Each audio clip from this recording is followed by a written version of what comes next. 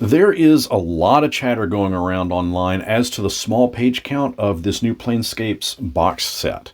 GameMasters here, and the Lady of Pain let me out of the maze, only under agreement that I delve into a comparison of the original Advanced Dungeons & Dragons version of Planescape and this new 5th edition version of Planescape. The biggest complaints from players have been about Planescape being a massive setting and having lots of lore attached to it, and that the new box set is just too short. Not enough pages to account for all of that rich history of lore. So I did some digging.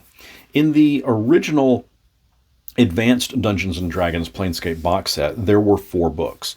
A 96-page book dedicated to Sigil and the Outlands, a Dungeon Master's Guide that was 64 pages, a 32-page Player's Guide to Planescape, and a 32-page Monster Manual. There was also a 4-panel DM screen and a double-sided map. Strictly from a page count point of view, we get 224 pages in total.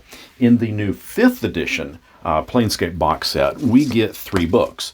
A 96-page book dedicated to Sigil and the Outlands, a 96-page book of adventure, a 64-page book for Monster Manual, and a 4-panel DM screen and a double-sided map. The page count here is 256 pages.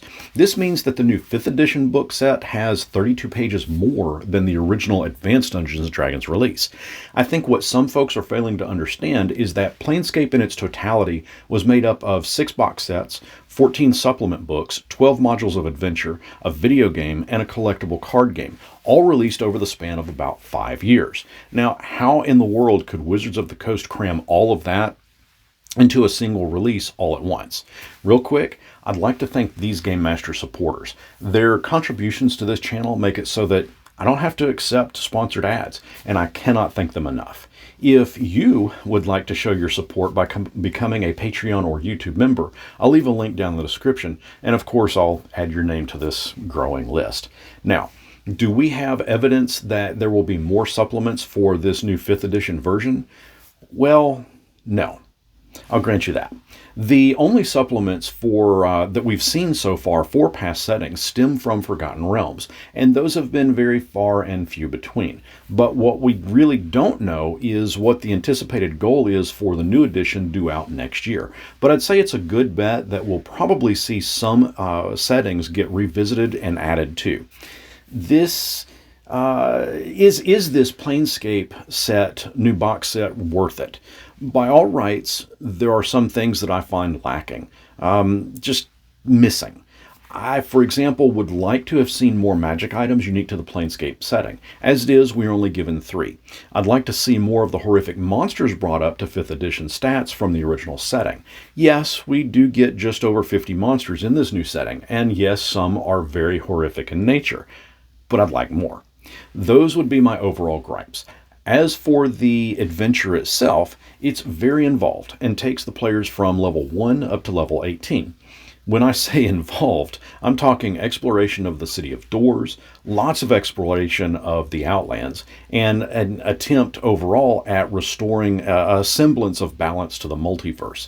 It's a fun adventure that might take, well, it will take several weeks or sessions to work through. Now, I cannot complain about the setting book itself that delves into Sigil and the Outlands. As mentioned, what is covered in this 96-page book is on par with the type of coverage that we saw roughly 30 years ago.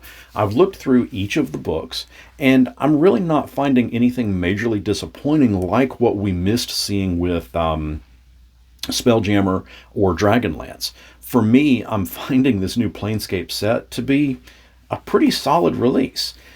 Putting this release into perspective, I think, is the key. Yes, there are some old-timers that grew up playing it that are simply going to find elements with it to be disappointed with. But those that are only aware of that Planescape existed in the past, newer players, as this set of books stands, there's really nothing being lost. As for my gripes about not enough monsters, there's certainly solutions for that too. I can either delve into the past edition of the game and convert those monsters up, or I can use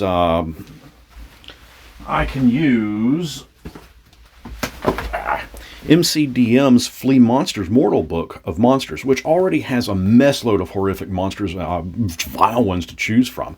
Or I can use a third-party book, like the Planescape Archive by Matt Kimberlin, that not only gives us several new monsters to play with, but also gives us something like 30 magic items, and I'm certainly happy to support a third-party content creator. In fact, I'll be dropping a review of that book very soon. And I can hear some of the grognards now, and I can say that because I'm 50 and technically I qualify as a grognard. Why should I have to buy a supplement to complete my book? Screw Wizards of the Coast. I'm not going to buy their books if they can't give me everything. But those are the same players who back in the day bought supplements after they purchased the core box set. Yeah, but that was an official TSR product. Why do players have to do Wizards' job for them? Well, the answer to that is simple. Because we can. Man, listen, Matt has homebrewed a lot of creations over the years. Why not make a few bucks off of it? I'm happy to support that. Now, I realize that that was a little off tangent, but to sum up, I'm not finding anything majorly off-putting by this Planescape box set. What do you guys all think of this new version? Leave me some comments below. Is it worth it to you, or are you going to pass on it? And if you'd like to see more about it to decide if this set is right for you, be sure to check out this playlist where we dive deep into specifics. Or you can watch this video where I taunt the Lady of Pain and she has her way with me. Until next our paths cross, may you not find yourself in the mazes.